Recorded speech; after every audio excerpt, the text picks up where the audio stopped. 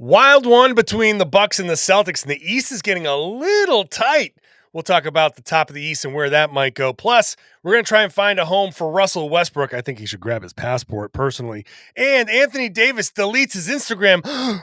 Does that mean anything? We're going to play real or fake with that right now on the Locked On NBA podcast. You are Locked On NBA, your daily NBA podcast. Part of the Locked On Podcast Network, your team every day. Yeah, baby. Last Wednesday before the All-Star break, and we are getting ready. 1, 2, 3, Cancun, right here in the Locked On NBA podcast. We still got a whole half hour for you before we get to that. On Wednesdays, we're your regular hosts. I'm John Karalis, host of the Locked On Celtics podcast. Find me on Twitter at John_Karalis. And I'm Jake Madison, host of the Locked On Pelicans podcast. You can find me on Twitter at NolaJake. John, you might be getting ready for Cancun or Vegas, right? I'm getting ready for Mardi Gras. Won't be here with y'all next week because of that. Man, that's going to be great. That's going to, man. I still have not done Mardi Gras. As much as I love New Orleans, I have not done Mardi Gras. I should have done that this year. It's perfectly timed over the All-Star break. It's like as good as it gets. I don't need to conflict with any games. I'm not missing anything. All y'all enjoy the All-Star game. I'll be on Bourbon Street. Yep. I'm in the other party town in Vegas for the All-Star break, taking in the festivities from a place where you can actually get a drink without, a note from your parents. So today's show, by the way, brought to you by Prize Picks. Prize Picks for first-time users can get a 100% instant deposit match up to $100 with the promo code Locked On. That's prizepicks.com, promo code Locked On. Hey, by the way, subscribe to this show wherever you get your podcast, whichever app you decide to use. This show is on it. It's also on YouTube. Hop onto the YouTube page, get into the comments, discuss what we're talking about, rip us apart, agree with us, whatever you want to do. It's over there in the YouTube page. We've got thick skin. We can handle it. Later on, Anthony Davis is going to give us our fodder for real or fake. He, the instant when you delete your Instagram, oh my means God, something, right? Oh, the kids, that's a big deal nowadays with the deleting social medias and all of that. So that's got to mean something. Plus, he's been moping around a lot lately. So I don't know. Russell Westbrook, second segment, we're going to find him a home.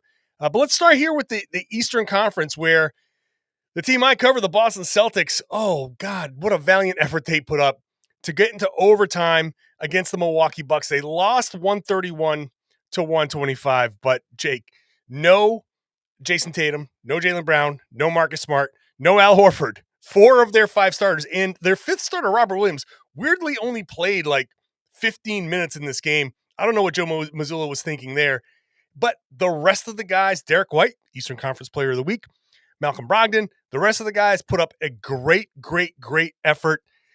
A little bit of a slip up late in the game, literally. Joe Mazzulla didn't call a timeout at the end of overtime where he could have maybe set something up to get a game-winning or game-tying shot for a second overtime. But overall, the Celtics, great effort here, but they lose, and the Milwaukee Bucks half game out in the East. This is going to be interesting here. Yeah, this game, as I was watching it, and look, it shouldn't have gone to overtime. It took a miraculous Hauser shot to send it to that in the first place. Over really good defense by Chris Middleton, too, by the way. This game kind of made me like side-eye the Bucks a little bit. You had 96 combined points from Giannis, Drew, and Chris Middleton, and it takes going to overtime to have that against 4 starters out for the Boston Celtics. That one kind of makes me wonder, could the East be a little bit more open than we were thinking originally? You look at some of those top teams, right? They're pretty good. If you go to the 4th seed in Cleveland, who's been like smoking folks recently, they would be the 2 seed in the West. Like, there's some really talented teams there, and someone's going to get sent home early, and it's going to almost be disappointing, I think. The 4-5 game, before the Brooklyn Nets imploded, the 4-5 game was going to be the cruelest matchup. Yeah. Because somebody's season was going to end after that, and that was going to be terrible.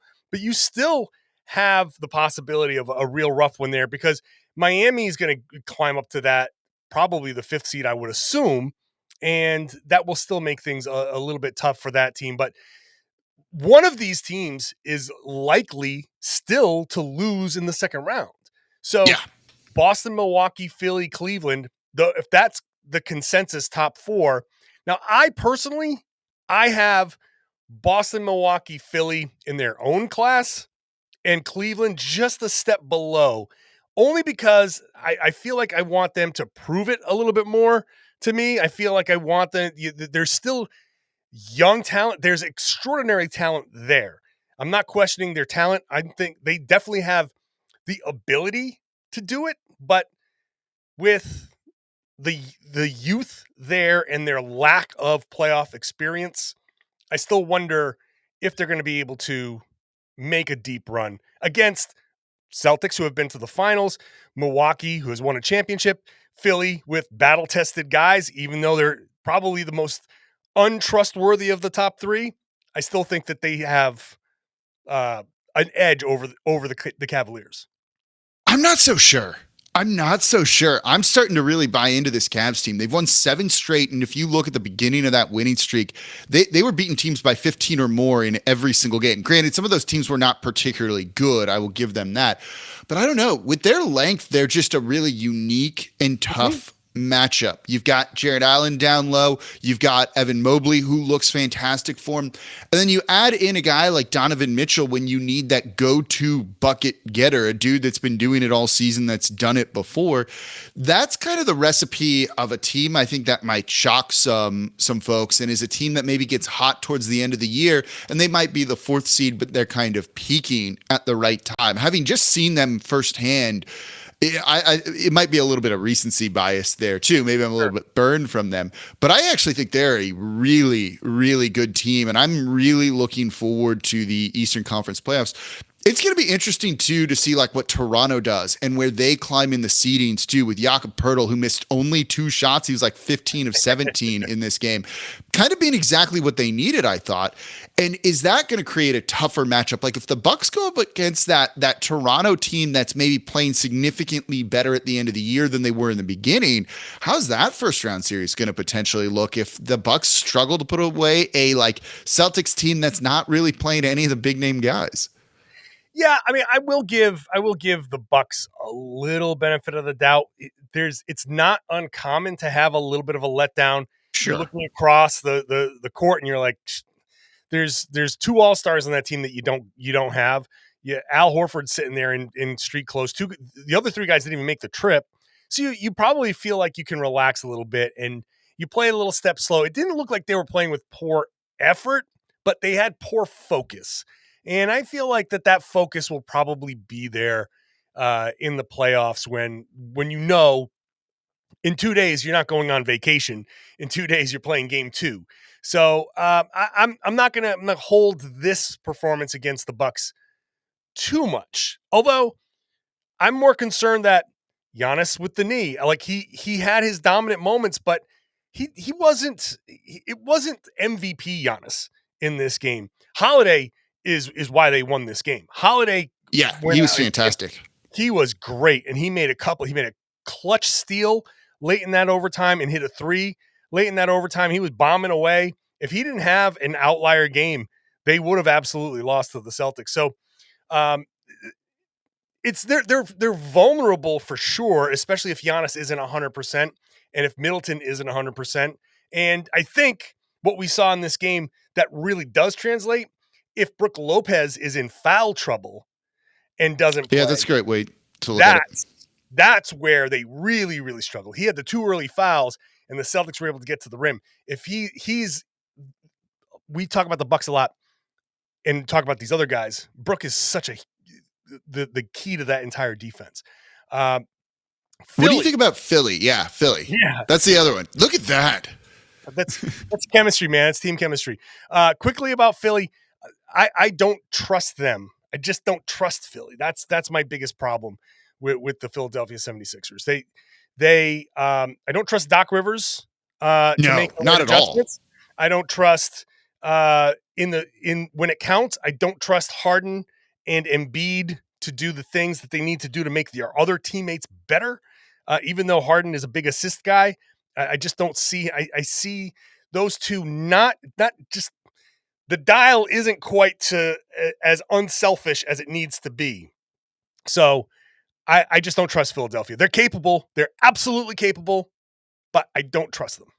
No, I think that's the best way to describe it, right? Like, prove it. It's kind of like what you think on the Cavaliers too, right? Like, prove it to me, and then I'll buy into you. And they just haven't done that yet. They're kind of constantly churning through some guys, trying to kind of find the magic that's going to work around Joel Embiid. They haven't really found it yet. They've had also some heartbreaking series too, I think, but.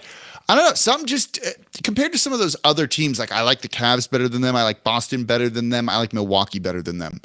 I still like the Celtics. Obviously, I'm the Celtics guy, but I think the addition of Mike Muscala is going to be an underrated big thing, and especially against the Cavaliers. I've been saying this a lot since they've acquired Muscala. You can throw a lineup out there against the Cavs and say, you know what?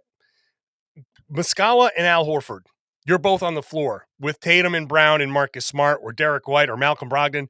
Throw those 5 guys out there, and you want to just suck in and protect the rim? Fine. You've got Al Horford, who's one of the deadliest corner 3-point shooters this season, and Mike Muscala, who's come in banging away from 3.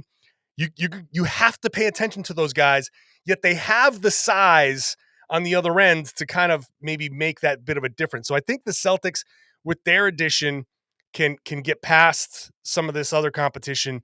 I think the Jake Crowder addition helps the Milwaukee Bucks, and it takes away that matchup hunting against Grayson Allen that you've seen. So I still think the Bucks and the Celtics are the 2 top teams, and that's going to be who the Eastern Conference Finals is going to be. We'll find out. I wouldn't disagree with that. Like, if that happens, it's like, yep, that's about right. Sure. All right, let's talk about Russell Westbrook. Jake, you want to find a home for Russell Westbrook. He's going to need one. He's going to need one at some point here. We'll talk about that next.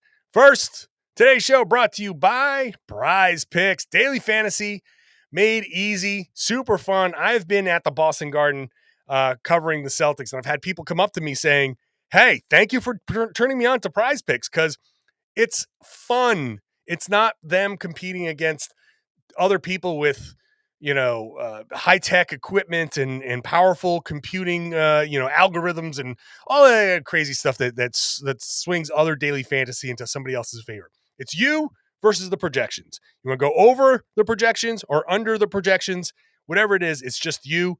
You pick 2 to 6 players. If they score more or less, you can win up to 25 times your money on any entry. That's it. And it's projections on any sport you watch. And when I say any, I literally mean any. All the major pro sports, all the college sports. You get into MMA, boxing. You can get into disc golf. They literally have disc golf up there. Euro basketball, cricket. So if you're an international listener or watcher, you got stuff that maybe you like that we don't normally watch in America. It's all right there. Entries can be made in 60 seconds or less. So if you started, when I started talking about Prize Picks, you'd be done by now. Safe and fast withdrawals. Currently operational over 30 states and Canada.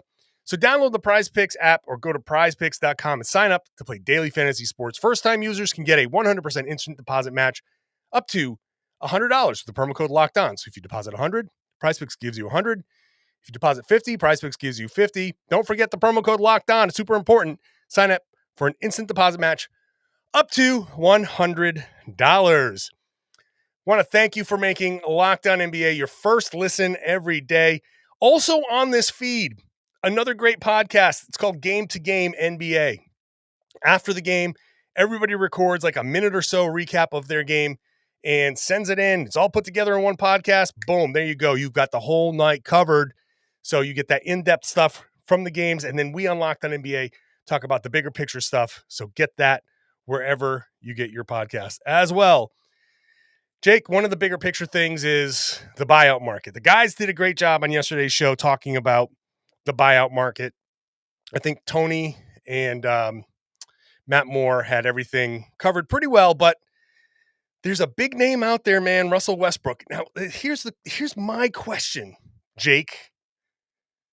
Where is Russell Westbrook going to go? Is he going to play in Utah? He's not playing in Utah. He's not sticking around there.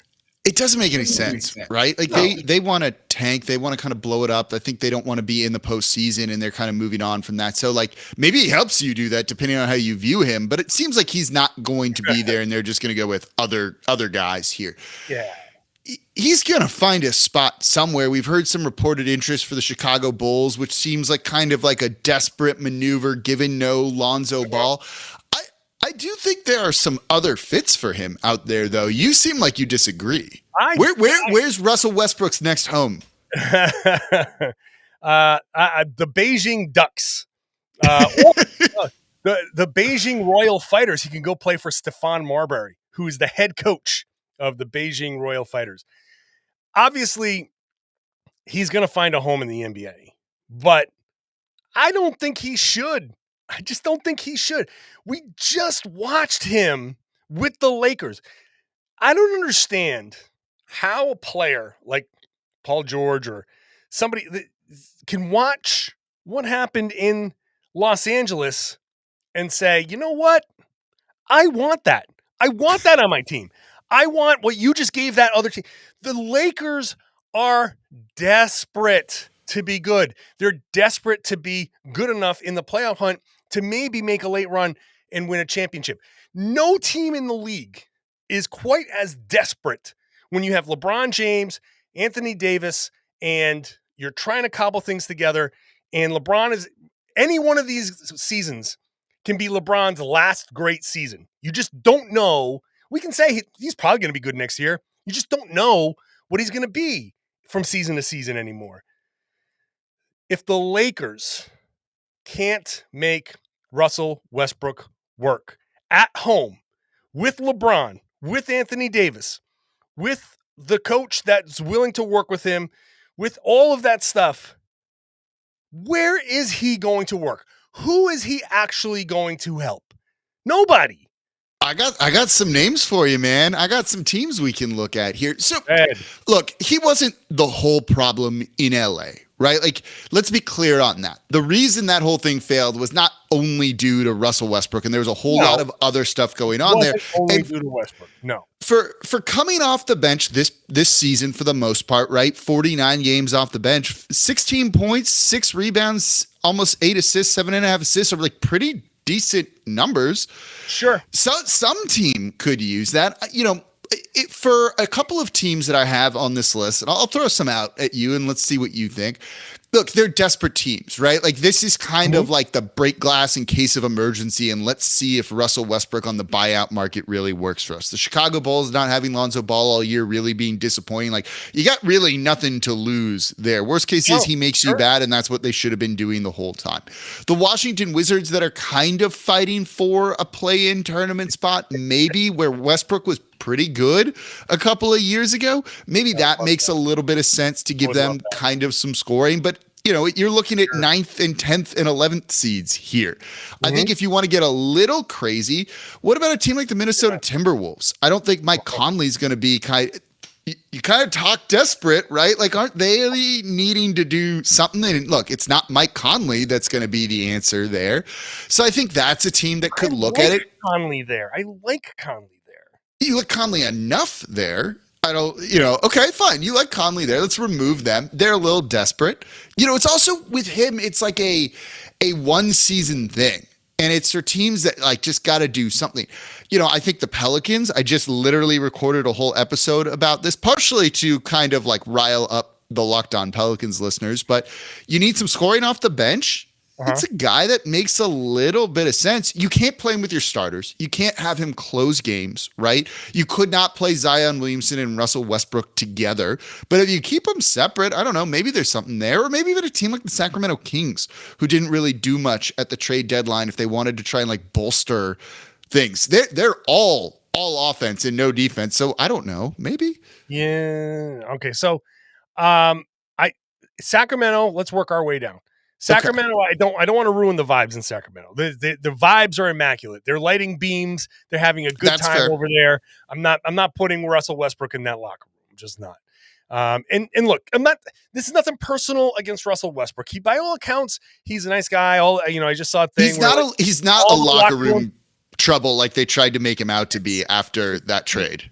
Yeah, I'm like, he's perennially like even the locker room attendants, the people who deal with those players, they perennially say like Westbrook is one of the nicest guys to them. So this isn't like, he's a jerk or anything like that. But also he does command something in a locker room. Sure. And I just don't want to put that. There is volatility attached to Russell Westbrook. It just comes. He has an energy, a volatile energy. So that's fair. Too much for the Kings. I'm out on the Kings. You need some place that, and I thought the Lakers was probably going to be something that, if anybody can make it work, you got that strong personality, somebody that can, like, I relate to you, I get it. So it has to be somebody that can that understands him. So Phoenix with Kevin Durant, are they going to need somebody to back them up? Like, who? That's a place where you've got Chris Paul, you've got Booker, you got KD. Those are guys that can kind of like team up and say, hey, this is what we need you to do. Come on, man, just roll with us. And they can kind of talk to him on his level, and maybe he'll listen to them on his level. I'm not putting him with a young team. I'm not putting him with a Cleveland. I'm not putting him in a situation where his personality is permeating anything.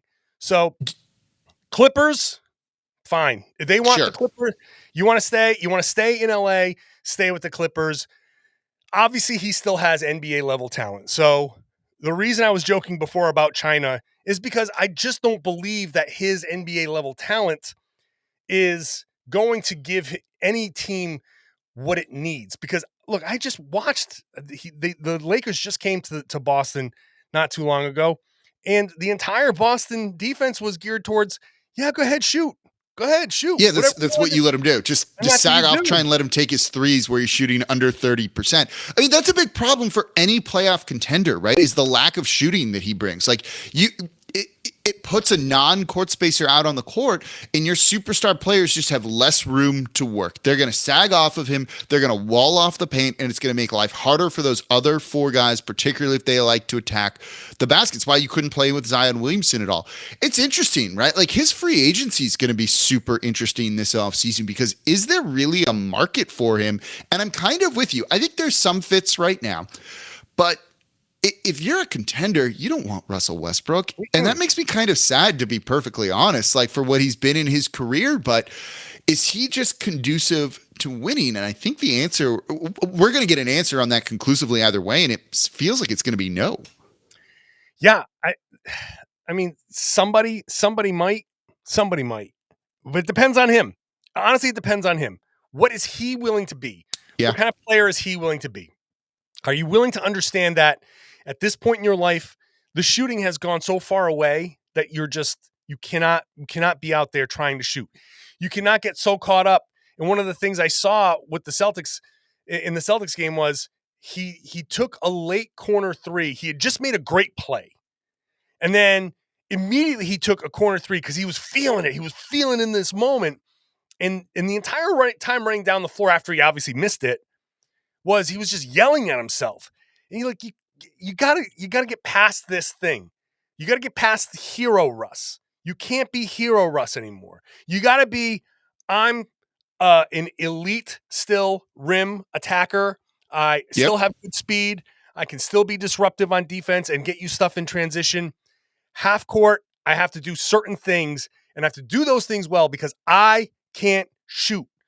Gotta have that personal, that self-awareness. I can't shoot, so I can't be the ball handler. I got to be the screener. I got to be this other guy. You got to just accept who you are. And if he does that, if he accepts who he is and doesn't think, I'm prime Russ, I'm MVP Russ, I'm triple-double Russ. If he accepts who he is in that moment, then everything I'm saying changes. My attitude completely changes, and he becomes a guy over the next even 2-3 years that you can have on your team. It's just that I don't think he has the right attitude, and I don't think he has the self-awareness necessary to maximize who he is at this point in his career. I mean, that's a big question. You nailed it, right? Like, he's willing to come off the bench, but he's still going to be him. Can he change his game to adapt and fit and elongate his career from that? We'll probably get an answer in the next year on that. And it's going to kind of it's not going to change his legacy ultimately, I don't think, but it's going to be interesting to see how his career winds down. Yeah. Well, we'll see where it goes from there. You know what I know for sure is something's up with Anthony Davis. What's going on with Anthony Davis deleting Instagram, moping on the bench, not being aware of LeBron breaking records? What's going on there? I don't know. I'll tell you what I'm going to do. I'm going to grab a Built Bar, chew on that while we chew on that big Anthony Davis question. Built Bar, delicious and no fat, not all the fat that you're normally expecting in something like that. That's that delicious. The calories, nope. 130 calories, 4 grams of sugar, 17 grams of protein. That's a protein bar. And it's covered in chocolate. It tastes like a candy bar. And it comes in flavors like churro, peanut butter brownie, coconut almond. What? Are you kidding me? I love these because when I'm trying to stick to my New Year's resolutions, trying to shed a few lbs, get into the gym, I know afterwards I can treat myself to a Built Bar. 1, it's a reward. 2, the 130 calories means I'm not blowing out all the cardio that I did. And the 17 grams of sugar means I can go lift and I'm getting the protein I need to build the muscle. But it's also great if you're in a meal replacement. You want to just have something for breakfast. Grab a Built Bar, a glass of water, and a banana. You got a nice meal right there for you. You want something on the go? Are you traveling? Put a Built Bar in your bag. Eat it in the car so it can get you through that next spot without you needing to get something that's bad for you. Check it out. You can go to built.com. You can use the promo code LOCKEDON15. You get 15% off there. Get everything at built.com. Built Bar, Built Puff, Built all those crazy things with crazy flavors. You can also go to Walmart in the pharmacy section, 4-bar boxes of cookies and cream or double chocolate and coconut puffs. Or go to Sam's Club, 13-bar box of their hit flavors, brownie batter, churro. It's all right there. Grab it on the go. Grab it on the website. Whatever you're going to do, grab yourself a Built Bar. Celtics, I'm sorry. I'm sitting here trying to do my own podcast. No, Jake, I'm doing the NBA podcast, and we're talking about Anthony Davis, who first we go back to LeBron. Yeah, let's touch on that. Let's touch on last week because we discovered that after we did the segment about LeBron breaking the record, and we would have jumped all over this. Yeah, so LeBron breaks the record. And like it's starting to happen. Everybody in the arena is standing up. Everyone in the arena is aware. But Anthony Davis is just sitting down. He just plops on over, walks on over to his seat, sits down. LeBron breaks the record, and everybody's like cheering and clapping, and he's just sitting there. You're like, that's odd. And afterwards he said, I didn't know that was going to be the moment. Right? Man, really? So he said he was like so locked into the game and all of that. Look, I get athletes get like tunnel vision when they're like out there on the court and you sometimes don't realize what's going on around you. He wasn't playing in the game in that moment. And literally everyone is standing with their phones out. The team is standing. The rest of the team's on the court, right? Like they're not even in the bench area. They're on the floor. Right. Everyone knows what is going on. People around the world knew what was going on. The only person who claims he didn't know this was Anthony Davis. And I find that very hard to believe. No, don't buy it. Don't buy it. In fact, in that game, he wasn't really playing while he was in the game either. No, he was terrible in that game. That was like almost a must-win for them against the team they're competing with for the play-in tournament. Go back to his exit, and look, I'm not the biggest Anthony Davis fan here now, from New Orleans, where in his final home game in the Smoothie King Center in New Orleans, he wore the That's All Folks t-shirt. And then when asked about it, because he was still on the team at the end of season media availability, he claims that someone else picks out his clothes and he just has to wear what's laid out as if you're not an adult that can like veto that and go grab something else out of your closet, right? Like that was such an obvious lie then, and he wanted to wear that shirt that it's like, I'm not going to believe you when you said you didn't know what was going on here because there's this track record of ridiculous statements. And then, so then the next game, he's sitting next to LeBron. This is the LeBron, he gives a big speech, and he's in the suit. He's sitting down. He's on the bench. He's sitting there talking to Anthony Davis. He's like, "Oh, I just want to tell you, I love you, man. I love you, man." And like AD was just sitting there, like, So, so I was like, okay, that's weird. And I know that LeBron knows he's mic'd up because he knows everything he says is coming out there. So he knows he's saying that stuff for a reason. And now we're getting to Anthony Davis deletes his Instagram. And so the question here, and we do this every Wednesday, we play real or fake. We present a scenario and we say, is this real or is it fake? So let's just look at this. Real or fake, something's wrong with Anthony Davis. Yeah, it's real. It's real. It's absolutely real. It might be as simple as this isn't fun right now. Losing and being on a not good Lakers team isn't the most fun thing to be on right now in one of the more like kind of high pressure markets. It doesn't have to be like he wants to force a trade, but yeah, something is without a doubt wrong. And it might just be that and this is understandable, and this isn't a shot at him, is having trouble handling all the losing and some of the vitriol that comes with that, right? We know the fan bases that we cover, and they can get upset when things aren't going your way. And that might be what's going on, that he just doesn't want to deal with people on Instagram like yelling at him, basically. And I understand all of that, but it definitely means that something is going on. Yeah, he's definitely, something's not happening. Now he's not been playing well. And he's been hurt. Obviously, that's something you can always say. He's just not. Something's off. I think it's real. Something is definitely real about what's happening here. Now, is it connected to anything with the Russell Westbrook trade? Is it connected to how that all went down? Is it connected to the moves that the Lakers have made to bring in some help? I don't know what's going on there, but I feel like Anthony Davis, I don't know, man. He's just been, it's weird to say this because they did win a championship. Right. But and he was awesome. Yeah. But I feel like other than that, like the entirety of his time in LA, you feel like it's been disappointing at all? Like I feel like I feel like I can classify it as disappointing. I'll say this. If it wasn't for the bubble, and the Lakers and the entire league getting 3 months off, that might have gone differently, because history has told us those guys break down in the playoffs, and they were breaking down before the bubble, and they had time to recuperate, and then they were great. And hey, everybody had time to recuperate. So when everybody was starting from fresh legs, they were awesome. That's fine. I'm not saying that they had any sort of advantage or non-advantage at that point, but also they did gain an advantage by getting time to recover when they wouldn't have had that under normal circumstances. Would they have still won a title? I don't know. They might have. I can't say they would or wouldn't have.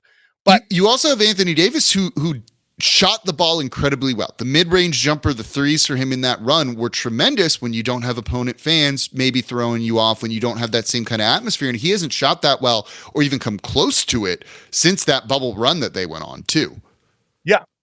And so his time, like I would have looked at the acquisition of Anthony Davis as the transition for the Lakers to say, you are number one and LeBron is number two.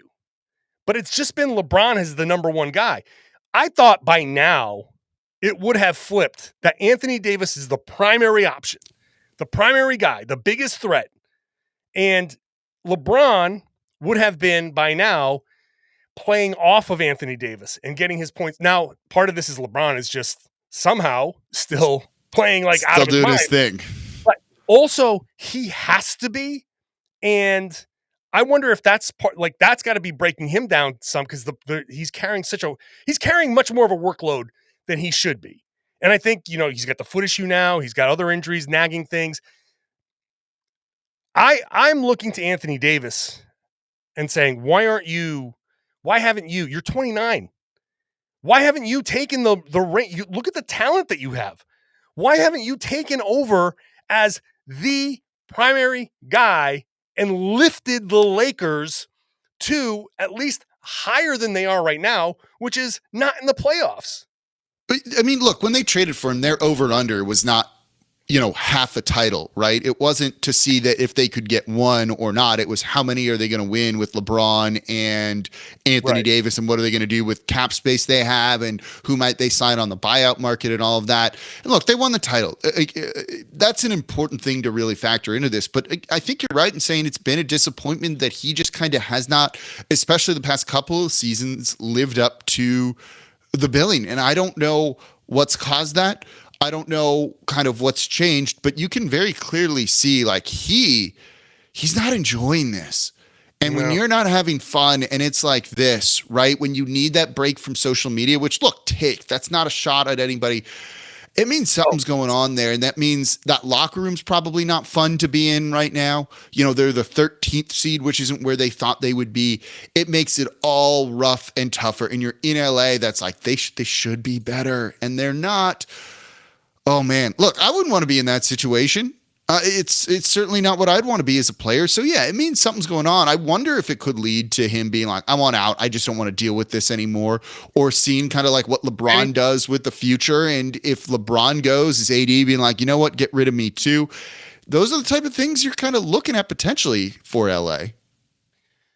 Well, that would be something. Can you imagine if he asked for a trade out of LA? I don't think he will, but he's 29 years old. He's got 2 years left on his deal. But the last year is a player option, and that's 24-25. That's the first year of the new TV deal, right? I feel like 24-25. I think that's the first year of the cap new spike. TV money. Yep. So we could be looking at a cap spike. So next season could be Anthony Davis's either last season, or I would expect him to probably opt out, even though it's $43 million. You opt out and you say, I mean, give me a bigger percentage of this cap. So the who knows what's going to happen? Who knows what's going to happen? Could be as simple as he needs like a mental health break and get me off the Instagram, get me off of this other stuff.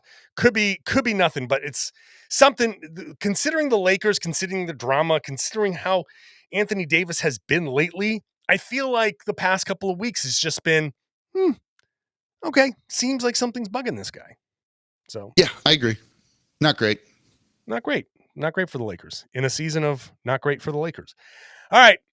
Hopefully this podcast has been great for you, because it's over. It's over. So thanks for listening to us on this Wednesday. As usual on Wednesdays, it's the two of us. I'm John Karalis, host of the Locked On Celtics podcast. Find me on Twitter at John_Karalis, unless I deactivate. And I'm Jake Madison at Nola Jake on Twitter, and the host of the Locked On Pelicans podcast. Thank you for subscribing. All the ratings, reviews, all of that stuff. Wherever you get your podcasts, you can subscribe to this podcast. Also, get us on YouTube. Hit the comments. Let us know what you think. Something up with Anthony Davis? Are we full of it? Let us know what you think. Communicate with each other. Have some fun in there. It's Nick Angstead and Pat the Designer tomorrow, right here on the Locked On NBA podcast, part of the Locked On Podcast Network, your team every day.